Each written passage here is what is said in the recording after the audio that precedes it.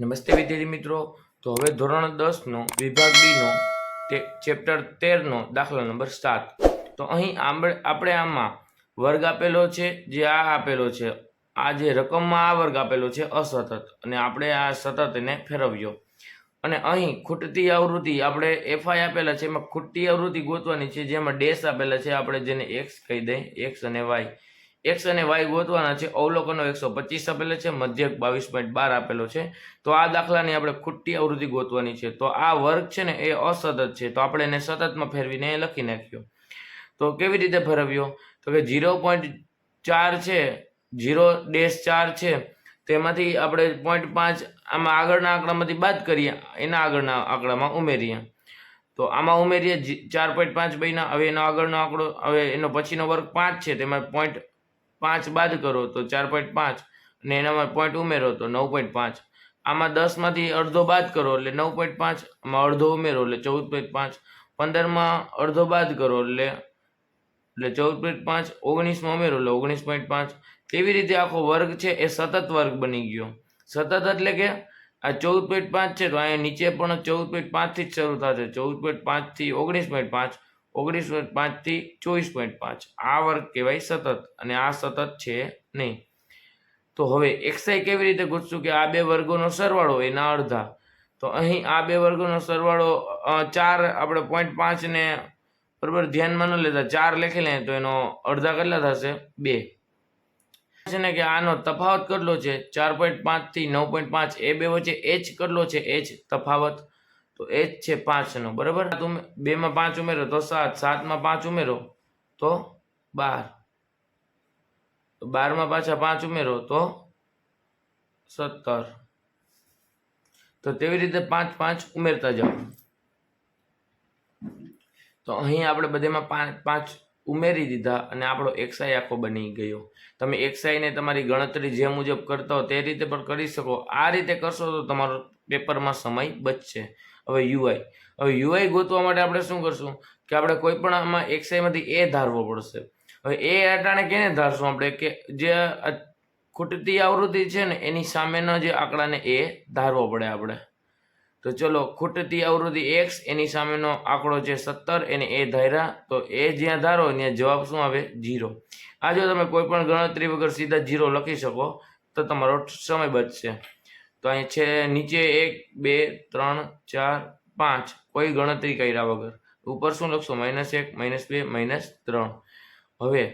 હવેનો step શું છે? કે હવે એફઆઈ યુઆઈ કેવી રીતે ગોતશું? આ આખી કોલમ કઈ રીતે ભરશું? તો એફઆઈ અને યુઆઈ એ બેનો ગુણાકાર, તો એફઆઈ 3 અને યુઆઈ -3, તો 3 તેરી 9 એટલે કે -9। આડું 16 તો -16, ને 12 એકા 12, -12। એક્સ નો ગુણાકાર 0 હારે કરશો તો જવાબ આવશે 0। 35 એકા 35, 21 દુ 42। વાય નો 3 હારે ગુણાકાર કરો એટલે 3y આવશે, અને 6 નો 4 હારે કરો 6 ચોક 24, અને 5 દુ 10। તો અહીં એફઆઈયુઆઈ નો આપણે છે ને બધેનો ગુણાકાર કરી દીધો। હવે ટોટલ મારીએ। આનો ટોટલ કઈ રીતે લાગશે? કે આપણે માઇનસ માઇનસ વાળાનો સરવાળો કરો, એટલે કે આ લોકોનો સરવાળો કરો 9, 16 અને 12, એનો સરવાળો કરો તો -37 આવશે। હવે આ બધેનો સરવાળો કરો। હવે આ બધાના સરવાળામાં આ જે 3y છે ને એનો સરવાળો ન કરતા, કેમ કે એની ભેગો જે ચલ છે એનો સરવાળો આ જે અચળ પદ આરે થાય નહીં। તો અચળ જેટલા પદ છે એનો સરવાળો શું આવે છે? 111, અને પ્લસમાં 3y તેમના તેમ, એટલે કે 3y નો આ લોકો આરે સરવાળો કર્યો નહીં। હવે 111 માંથી 37 બાદ કરશો એટલે આવશે 74, અને વત્તા 3y ના 3y તેમના તેમ, એટલે કે 37 ને ખાલી 111 માંથી જ બાદ કર્યા, અને 111 નો સરવાળો આપણે આટલાનો સરવાળો કર્યો તો જે હું રાઈટ કરું છું એનો આપણે સરવાળો કર્યો 111 આવ્યા, તેમાંથી 37 બાદ કર્યા એટલે 74, અને બધા 3y ના તેમના તેમ। તો આ આખી કોલમનો સરવાળો લાગી ગયો। હવે આપણે એફઆઈયુઆઈ નો ટોટલ મારીએ।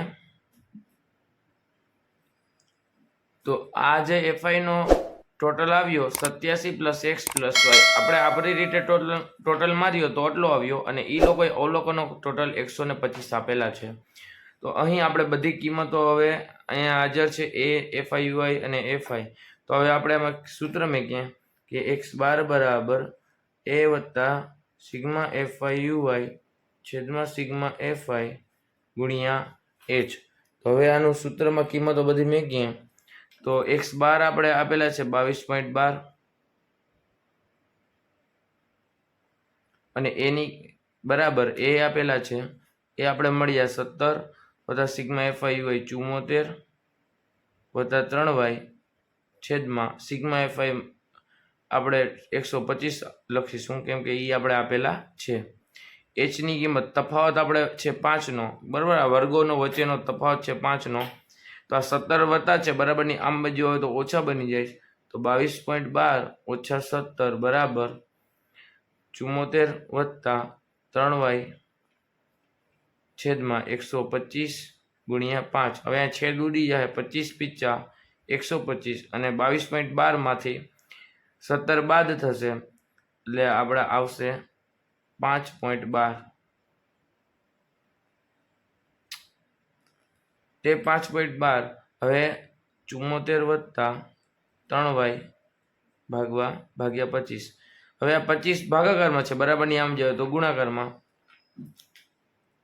તો 5.12 ગુણ્યા 25 બરાબર 74 વત્તા 3y. એટલે કે 5.12 અને 25નો ગુણાકાર કરશો એટલે કે 128 બરાબર 74 વત્તા 3y.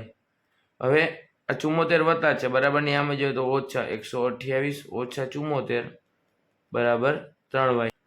એટલે 128 અને એમાં 74 બાદ થશે એટલે આપણે મળશે 54 બરાબર 3y.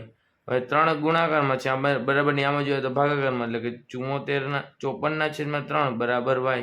ત્યાં છેદ ઉડી જશે 3 ઘડિયામાં ક્યારે 18 તેરી 54 છેદ ઉડાય તો મળ્યું શું y બરાબર 18. હવે y ની કિંમત આપણે 18 મળી તે આપણે કિંમત છે ને કે આપણે જે અહીંયા સૂત્ર બનાવ્યું નથી તેમાં એક સૂત્ર આપણે બનાવવું પડશે જે અહીંયા બનાવી નાખીએ બરાબર.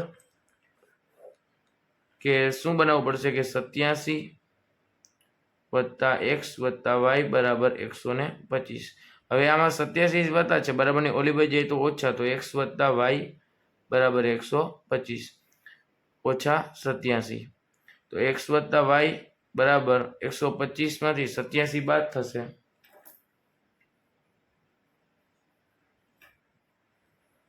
તો 125 માંથી 87 બાદ થશે એટલે 38. તો હવે આ એક સૂત્ર બની ગયું.